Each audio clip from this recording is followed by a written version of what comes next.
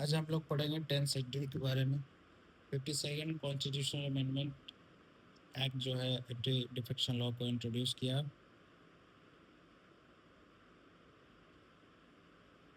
1985 में टू कर political defection,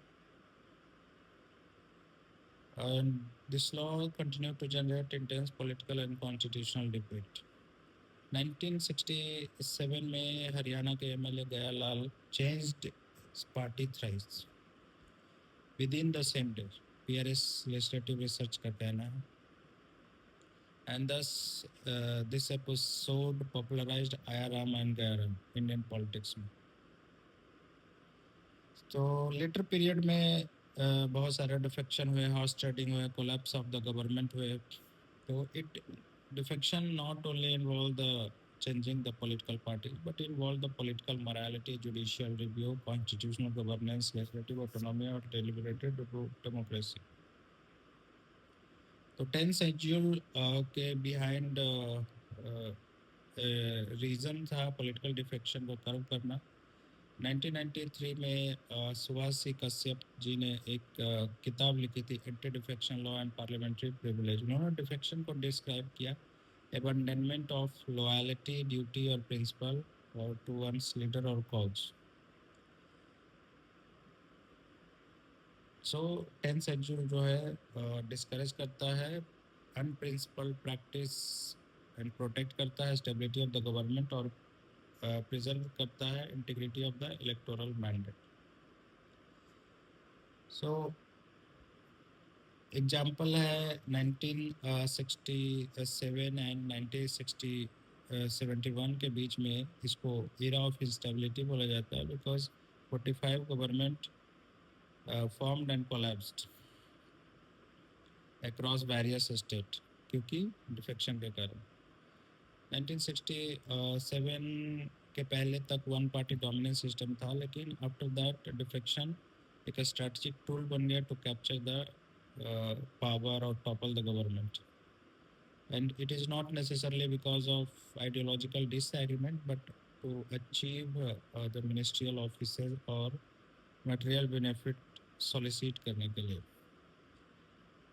जिसके कारण पॉलिटिकल इंस्टेबिलिटी और रिप्रेजेंटेटिव डेमोक्रेसी वीकन हुए. वाई चौहान कमेटी डिफेक्शन पे था 1969 में. उन्होंने प्रॉब्लम को एग्जामिन किया और सेवरल मेजर्स रिकमेंड किए. द कमेटी ने बोला डिफेक्शन जो है voluntary giving up the alliance to the political parties है.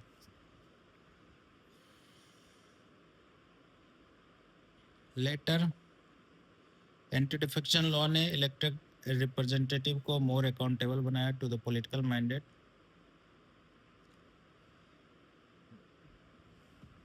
अब ग्राउंड क्या है एंटी डिफेक्शन का? तो पहला कि अगर मेंबर ने वॉलंटरली गिव अप कर दिया membership of their political parties.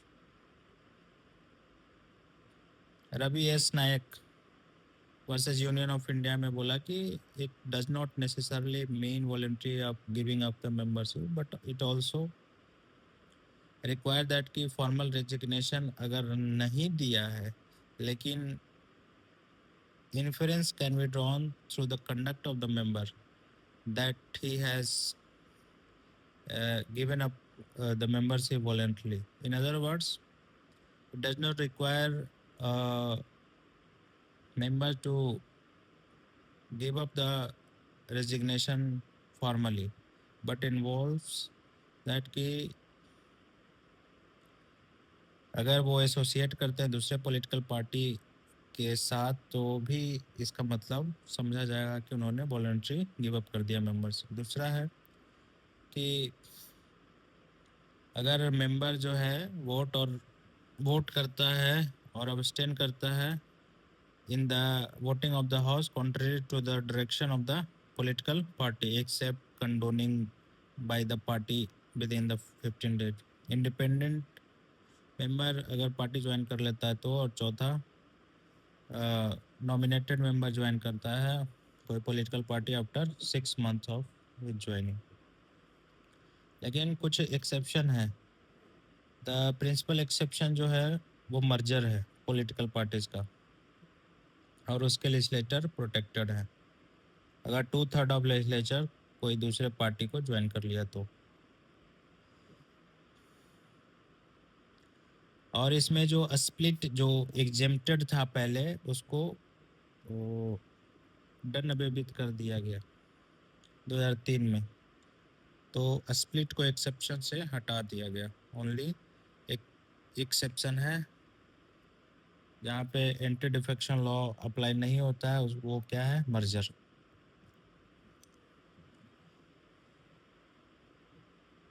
और अमेंडमेंट लाया गया आर्टिकल 75 में, 164 में एंड 361 में, ताकि डिफेक्टर जो हैं वो मिनिस्ट्रियल पोस्ट और रिम्यूनरेटिव पॉलिटिकल पोस्ट पे इलेक्टेड ना हो जब तक कि वो री इलेक्टेड ना हो।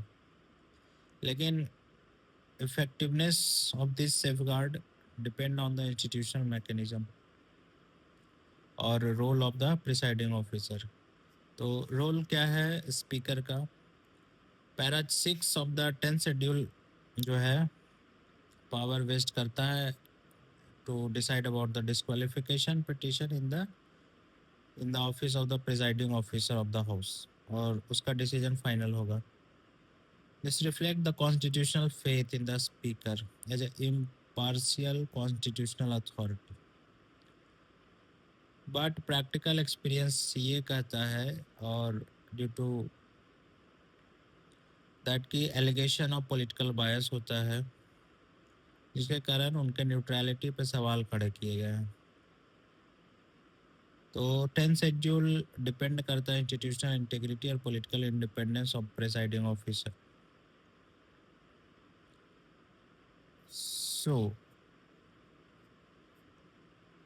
10th शेड्यूल इनिशियली वार्ड था judicial review of speaker decision, लेकिन किहोतो होलोहोन वर्सेज जचिउलुहु 1992 में सुप्रीम कोर्ट ने अपहेल्ड किया constitutional validity of the anti defection law, लेकिन स्पीकर के डिसीजन को कहा कि सब्जेक्ट टू जुडिशियल रिव्यू होगा। अपेक्स कोर्ट ऑब्जर्व किया कि स्पीकर जो है ट्राइब्यूनल की तरह काम करता है अंडर 10th शेड्यूल, इसीलिए जुडिशियल रिव्यू बेसिक पार्ट है, बेसिक स्ट्रक्चर का पार्ट है, सो इसको बाईपास नहीं कर सकते हैं। 2016 में नवाम रेबिया वर्सेस डिप्टी स्पीकर में सुप्रीम कोर्ट ने कहा speaker should not decide on disqualification petition जब उसका रिमूवल पेंडिंग है।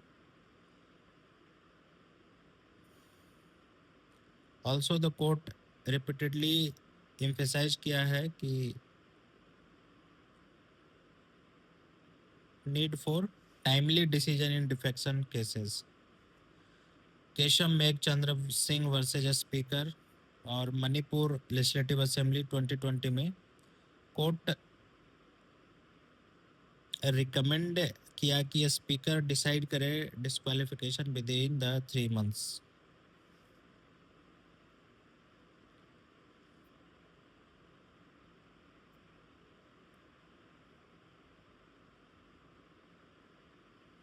That's all. Thank you.